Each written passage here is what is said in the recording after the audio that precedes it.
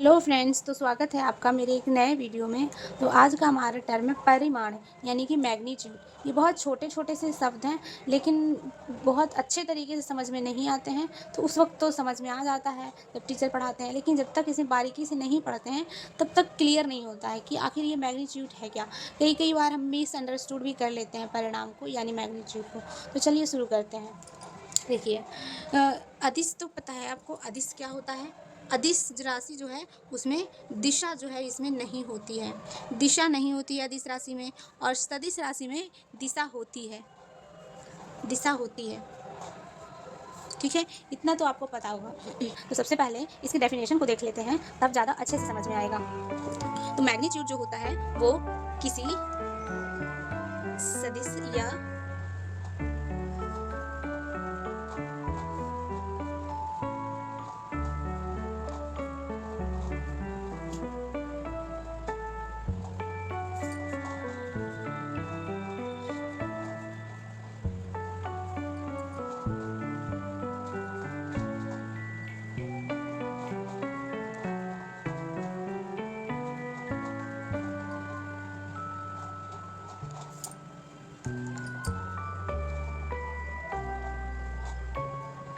तो फ्रेंड्स, यहाँ पे क्या लिखा है कि किसी सदिश, सदिश क्या होता है पहले तो मैं आपको ये बता देना चाहती हूँ। अदिश, अदिश और सदिश।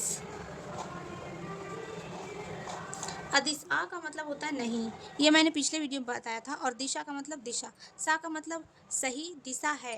तो यहाँ पे दिशा नहीं है और यहाँ पे दिशा है। तो बोला जा रहा है कोई भी सदिश राशि हो, सदिश राशि जैसे कि हो गया विस्थापन, विस्थापन एक सदिश राशि है। त्वरण, ये भी एक सदिश राशि है। बल, ये भी एक सदिश राशि है। तो को बोला जा रहा है कि कोई भी सदिश राशि या सदिश राशि की लंबाई, ठीक है, यहाँ पे होना चाहिए कि किसी सदिश राशि की लंबाई।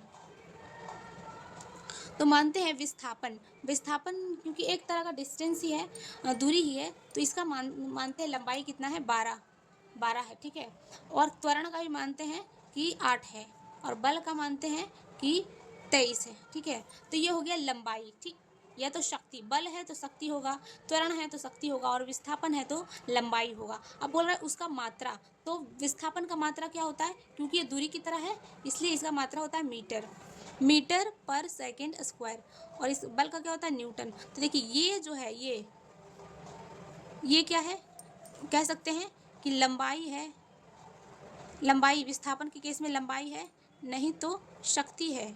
तो जैसे हम लोग लिखते हैं 23 न्यूटन, तो इसमें 23 जो है ना, ये क्या है, न्यूमेरिकल वैल्यू है, क्योंकि यह नंबर वैल्यू है, ठीक है, न्यूमेरिकल वैल्यू है। और जबकि न्यूटन जो है वो क्या है, ये है यूनिट। और न्यूमेरिकल वैल्यू यानी कि लंबाई और शक्ति, ये न्यूमेरिकल वैल्यू हो गया। न्यूमेरिकल वैल्यू और यूनिट दोनों मिला करके क्या बनाता है, ये दोनों मिला करके बनाता है मैग्नीट्यूड। मैग्नीट्यूड का मतलब हो गया परिमाण।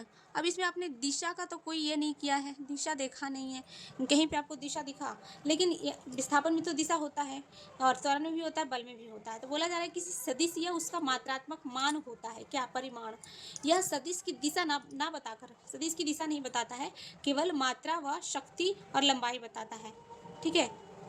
परिमाण, परिमाण की बात हो रही, परिणाम दिशा नहीं बताता है, बस मात्रा व शक्ति बताता है, ठीक है। इतना क्लियर हो गया। अब इसको ना एक उदाहरण से हम लोग समझते हैं, ठीक है, कि एक व्यक्ति है, ठीक है, एक व्यक्ति है जो कि 5 किलोमीटर, पहले इसको मैं बता देती हूँ, यहाँ पे ये हो गया नॉर्थ, साउथ, ईस्ट और वेस्ट, ठीक है। तो एक व्यक्ति है जो कि 5 किलोमीटर उत्तर जाता है, ये हो गया 5 किलोमीटर उत्तर की तरफ चला गया। और अब देखिए हम बोलेंगे कि ये दूरी है, ठीक है, ये दूरी है जो कि एक व्यक्ति जो है तय किया है। अभी डायरेक्शन की बात नहीं कर रहे हैं। तो 5 किलोमीटर क्या हो गया, ये परिमाण हो गया, क्योंकि 5 किलोमीटर एक व्यक्ति के द्वारा दूरी तय किया गया है, इसलिए 5 किलोमीटर क्या हो गया, परिमाण हो गया। परिमाण में हमेशा न्यूमेरिकल वैल्यू और यूनिट यानी मात्रा रहता ही है। अगर ये दूरी को किसी दिशा से जोड़ दिया जाए, तो देखिए ये नॉर्थ में पहले चल रहा था, तो ठीक है, और फिर ये किसी और डायरेक्शन, जैसे अभी नॉर्थ ही मानते हैं, तो 5 किलोमीटर उत्तर, उत्तर दिशा यानी नॉर्थ, तब ये क्या हो गया, ये परिणाम हो गया, ये परिणाम हो गया और ये क्या हो गया, दिशा। उत्तर हम लोग बता दिए ना, दिशा। तो परिणाम और दिशा मिल गई, ये हो गया परिमाण। परिमाण।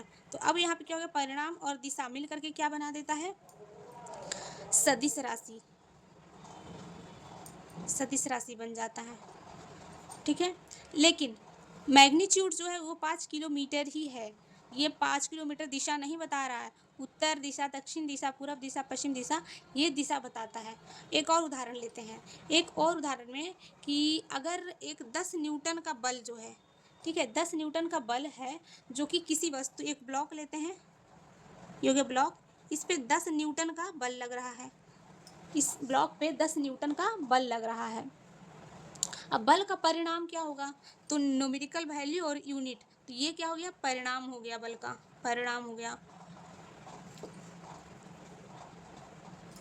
अब दिशा, दिशा तो हम लोग, यदि हम दिशा भी बताने लग जाए, अभी ये परिणाम है, बस दिशा का नोटिस नहीं करेंगे तो क्या, तब ये क्या हो गया, अदिश राशि।